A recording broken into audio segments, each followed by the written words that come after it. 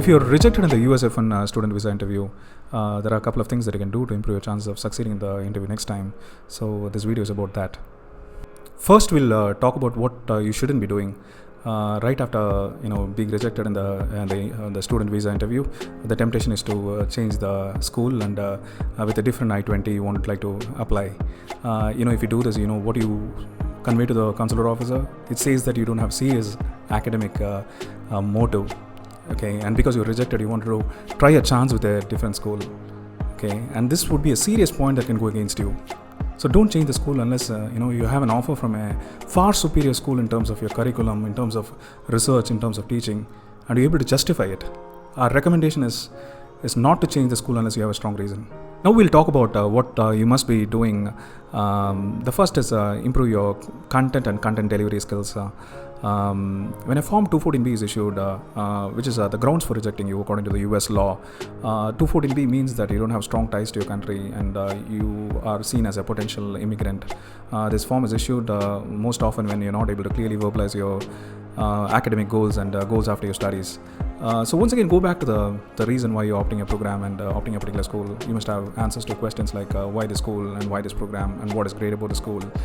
What kind of contribution this education can make to your professional career. What are you going to do during your OPD? What are you going to do after your OPD time?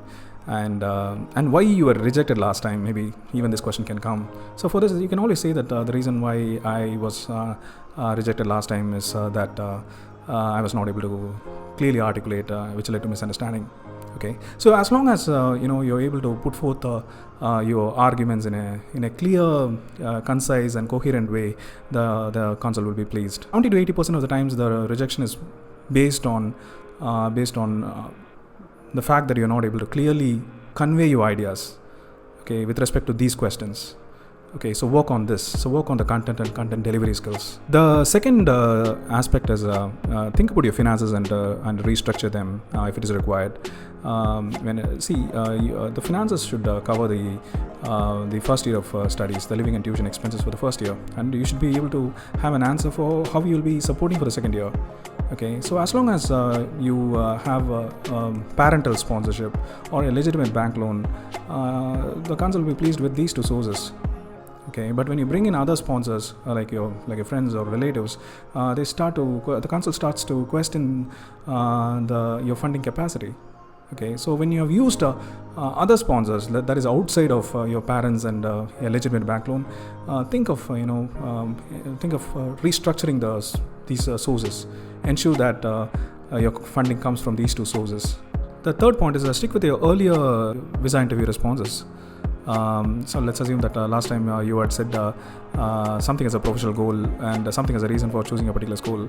This time, ensure that you are saying the same thing. Okay, make the language more clear, make it much more understandable.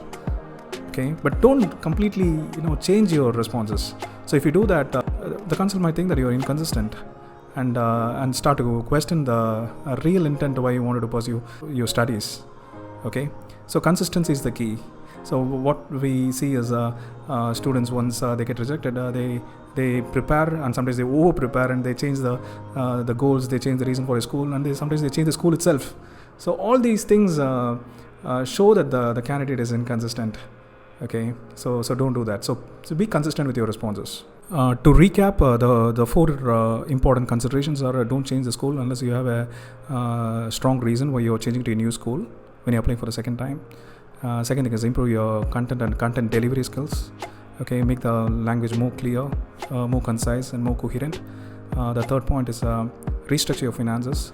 Ensure that your sponsorship comes either from a legitimate bank loan or from your parents. The fourth point is stick with your earlier responses, the responses that you gave during the first time, to show that you're very consistent. So these are the important considerations. The reapplicants also have this question whether they should be scheduling the interview immediately or they should be going for the next term. So for this, our answer is this. If you think that despite having a very high GPA and a quality school in your I-20 and perfect finances, you were rejected, and you think that there was an error in judgment of the previous consul, we ask you to go for the interview immediately because there is merit in your case.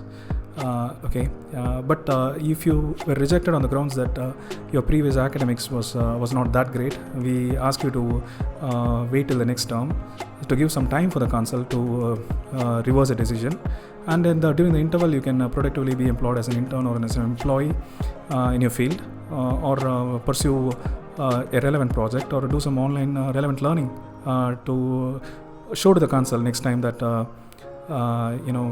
you are very passionate about your field and you're likely to be successful in the future academics.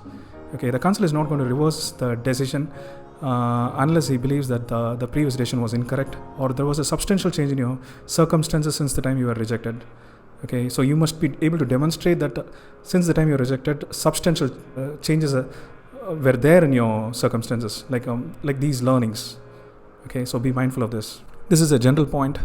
To avoid rejections, go to a good school. If the council is not happy about the quality of the school, he rejects you. Okay, if the school is an anonymous one, or if it has a shady existence, or if it is not known very well in intellectual or academic circles, the council thinks that you're planning to immigrate to the US and you're using education as a pretext to gain the entry. Okay, so do some due diligence and get into a good school, get into a decent school. If you're going to a good school, it is like you almost crossed 80% of the US visa interview. Okay, the bridge of the visa interview.